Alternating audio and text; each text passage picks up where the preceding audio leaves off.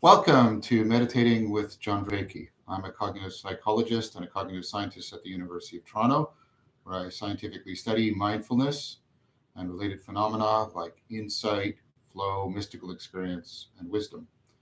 I've also been practicing Vipassana meditation, metta contemplation, Tai Chi, and Qigong for 29 years. And I've been teaching Vipassana, metta, and Tai Chi professionally for close to 20 years. This is a progressive course, so if you're joining us, you're welcome to stay. But there have been 3 teaching classes, one on day 3 and 2 days ago. There'll be a teaching class tomorrow as well. On the days other than a teaching class, however, as I mentioned yesterday, I'm going to now announce there's going to be a change to our schedule. I'll try to explain a bit of the reasons, and then we'll sit and do a Q&A. We will have the teaching class tomorrow, but thereafter, we're going to only do a teaching class 1 day a week. So Monday will be the day in which.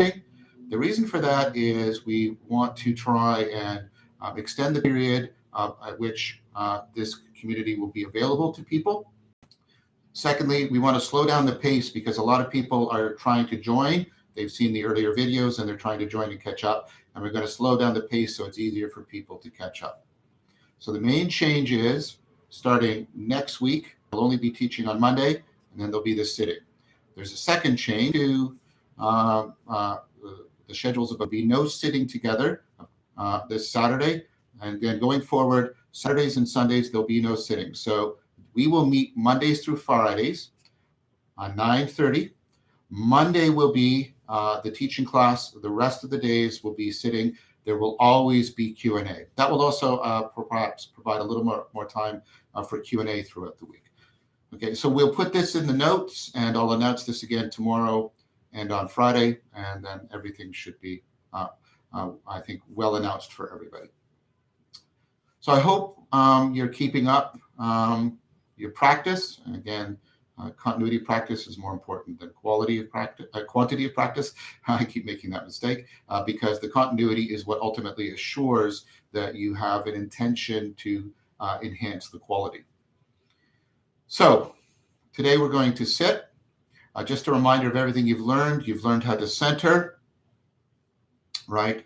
Back and forth, the torso side to side, and then also at the head. And then you sink into it, you savor it.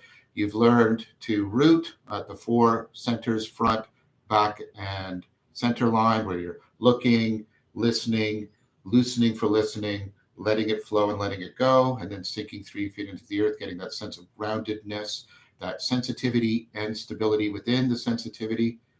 And then you've learned how to flow at your abdomen, expand your awareness across, your interoceptive awareness across and into your abdomen, and then enrich it by paying attention to many different kinds of sensations. Then you link that to your chest, your shoulders, your torso, following the whole of the breath with your whole of the torso, focal awareness here, peripheral field awareness throughout the rest of your torso. Like I said, if you're just joining us, that was probably too fast of an instruction. That's review for everybody else. Please go back and look at the more detailed and extended presentations. And I also walked people through these exercises in those previous classes that I mentioned. Okay, everybody, let's get ready. Let's make sure you've got a comfortable posture. Remember, you're never going to get a perfect posture. You're never going to have perfect conditions. As I've mentioned to you, I'm continually wrestling with issues around Meniere's. Again, I just want to briefly say thank you, everybody, for all the support. And I am going to keep doing this as long as I possibly can. It's very important to me, and I'm glad to hear that it is helping other people. So that is motivating me to keep going. So please keep up the encouragement.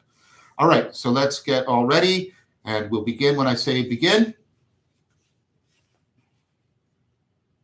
Begin.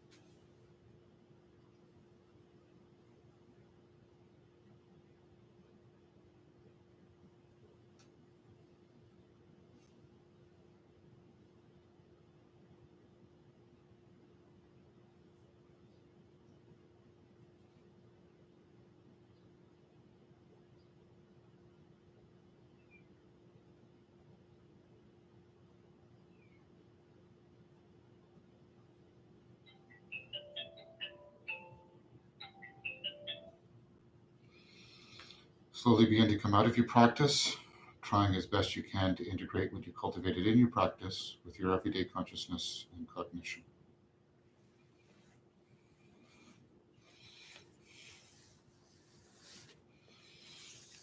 All right, let's address some of the questions.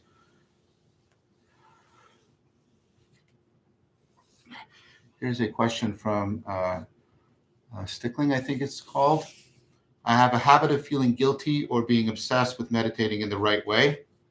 Should I just label it as guilt worrying and try to get back to my breath? Exactly. That's exactly right. Try and label it with an ing word, so you get a sense more not of a thing, but of a process, like worrying or feeling guilty, right? Or guilting, if that works for you.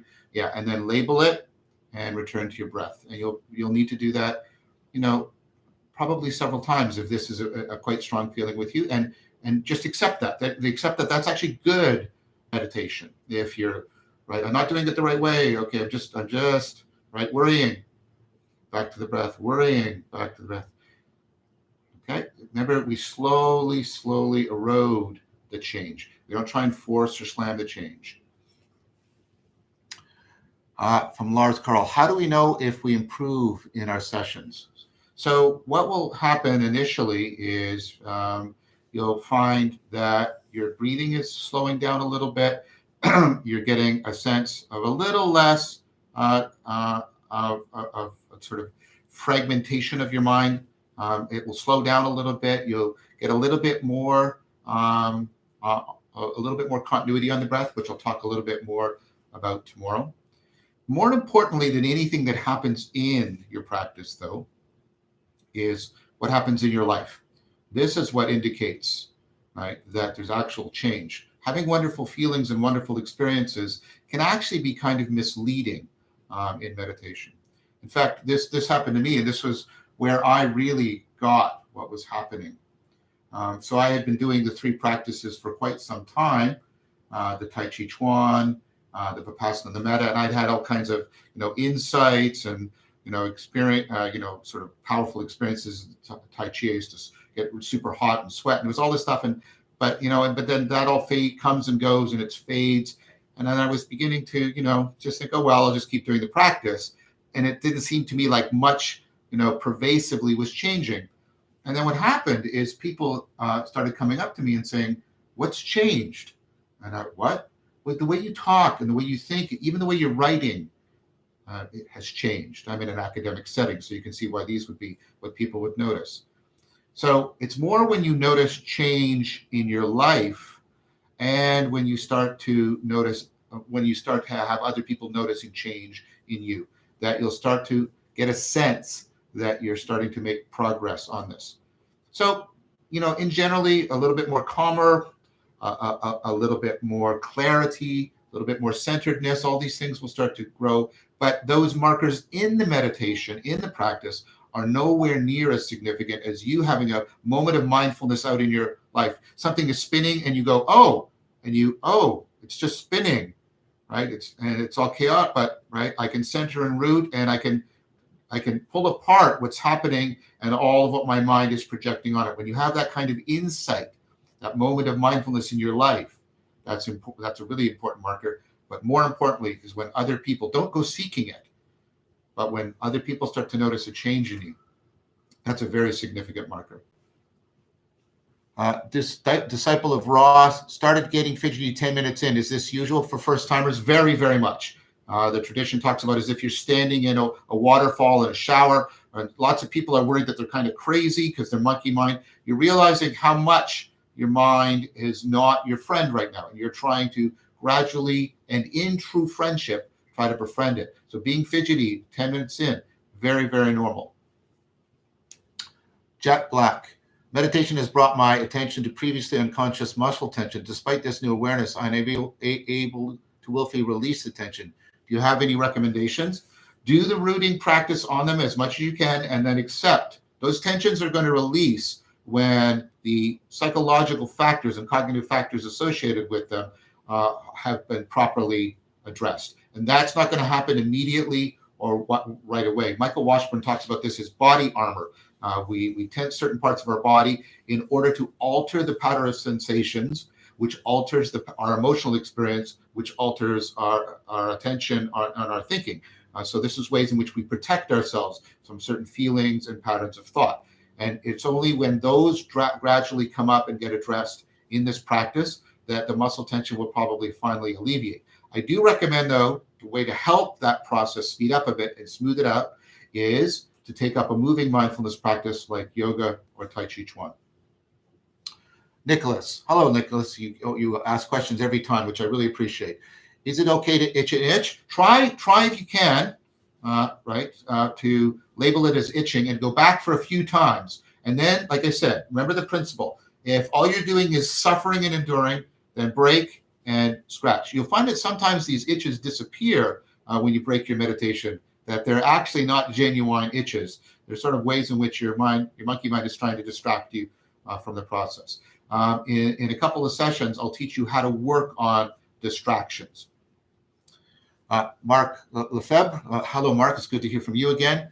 How often should we review the lessons? Do we have charts to summarize the process? No, I haven't made a chart. That's a good idea. I did mention that I am currently revising the meditation manual with Christopher Master Pietro, and we're hoping that that will. What I might do is do a beta version once it's all revised with you guys, and then submit that to the publisher. And I'll try and put some charts in there. I would maybe review the classes, maybe just the instruction parts, maybe once a week. Just go over until it's pretty clear to you what you should be doing. Remember, it's okay to talk to yourself when what you're doing is inner coaching. Eventually, that will fall away. Sandra Bianco, to learn Tai Chi or Qigong, have you done videos? If not, are there some you recommend over others?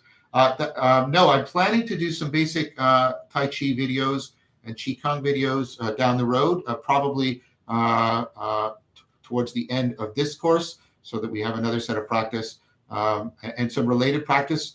What I intend to do is once we're done the meditation, I want to teach related practices like some Tai Chi, like some Qigong, like some Lectio Divina, so you can build up a dynamic system, an ecology of practices. So that's coming down the road. I'll try and look up some Tai Chi videos and see if I can recommend any. Nicholas again.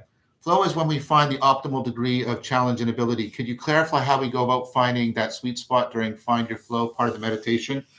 You find it.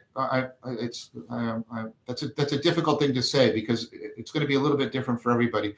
But that sweet spot is where you're finding it. It's taking all of your attention to and you're sort of zooming in and zooming out somewhat rapidly to maintain an awareness of the whole and the parts.